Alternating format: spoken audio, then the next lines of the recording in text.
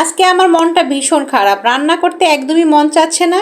But করার কিছু নেই, দুপুরে খেতে হলে রান্না করতেই হবে। তো আমার বারান্দায় গিয়ে হঠাৎ চোখ পড়লো আমার টবের দিকে, দেখি খুব সুন্দর মিষ্টি কুমড়া গাছ উঠেছে। তো কিছু শাক এনে রান্না করার উপযুক্ত হয়েছে। এই গাছগুলো আমি আসলে খুব একটা যত্ন করে লাগাইনি, শুধু মিষ্টি কুমড়া খাওয়ার পরে বিচিগুলো ফেলে রেখেছি আর বিকেলে বিকেলে একটু পানি দিয়েছি। দেখুন মাশাল্লাহ কত সুন্দর গাছগুলো উঠেছে। এছাড়া আমি বিভিন্ন রকমের ফল ফুল এবং ক্যাপসিকাম গাছ লাগিয়েছিলাম। সেই সকল গাছগুলোতে আমি কত যত্ন করেছি, কিছুতেই গাছগুলো বেঁচে থাকলো না, সবগুলো গাছ মরে গিয়েছে। অথচ যেই জিনিসগুলো আমি বেশি যত্ন নিই নেই সেই জিনিসগুলো খুব সুন্দর হয়েছে। তো আমি ভাবলাম ফ্রিজে আমার মলা মাছ রয়েছে, সেই মলা মাছ চচ্চড়ি করব, সাথে এই মিষ্টি কুমড়োর শাকগুলো দিয়ে দিব।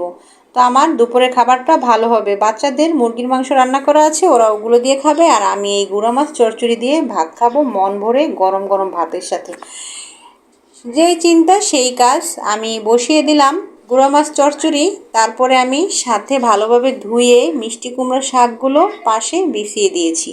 একটু পরেই যখন মাছের সাথে গায়ে গায়ে লেগে পোড়া পোড়া হবে তখন আমি চুলাটা বন্ধ করে দিব। এই গুঁড়া মাছের চচ্চড়ি দিয়ে ভাত খেতে এত মজা, আমি জানি না আপনাদের কার কাছে কেমন লাগে, কিন্তু আমি শুধু এই একটা তরকারি দিয়ে ভাত খেতে পারি। আলহামদুলিল্লাহ, আল্লাহর নেয়ামতের প্রশংসা করে শেষ করা যাবে না। মাছটা হয়ে যাচ্ছে, এদিকে আমি অন্য কাজগুলো দ্রুত সেরে ফেললাম আর সিরাতকে ভাত খাইয়ে ঘুম পাড়িয়ে দিলাম। তারপরে আমি চলে গেলাম আবার বারান্দায় গিয়ে দেখি গাছগুলো এলোমেলো হয়ে গিয়েছে। আমি আবার হাত দিয়ে সেগুলো ঠিক করে দিচ্ছি। আপনারা সবসময় লক্ষ্য করবেন, যে জিনিসগুলো বেশি যত্ন করবেন সেই জিনিসগুলো দ্রুত নষ্ট হয়ে যাবে, আর যে জিনিসগুলো আপনি একটু কম যত্ন করবেন, খেয়াল কম করবেন, দেখবেন সেই জিনিসগুলো হঠাৎ করে সুন্দর হয়ে উঠেছে। তো তারপরে আপনারা অবশ্যই সেই জিনিসগুলোর যত্ন নেবেন, দেখবেন ভালো একটি ফল পাবেন। তো বারান্দায় আসলে গাছপালা থাকলে ভালো লাগে। আমার মাটির অভাব, তাই আমি বেশি গাছ লাগাতে পারি না। যাই হোক, এই যে আমার রান্না ডান, দেখুন আমি লাল সবুজের বাংলাদেশ সাজিয়ে রেখেছি। আলহামদুলিল্লাহ, দেখতে কতটা মজার এবং ইয়াম্মি হয়েছে। এখন আমি পেট ভরে ভাত খাবো। বন্ধুরা, আমার মতো যারা ছোট মাছ পছন্দ করেন সবাই চলে আসুন আমার সাথে, শেয়ার করে একসাথে বসে খাবেন।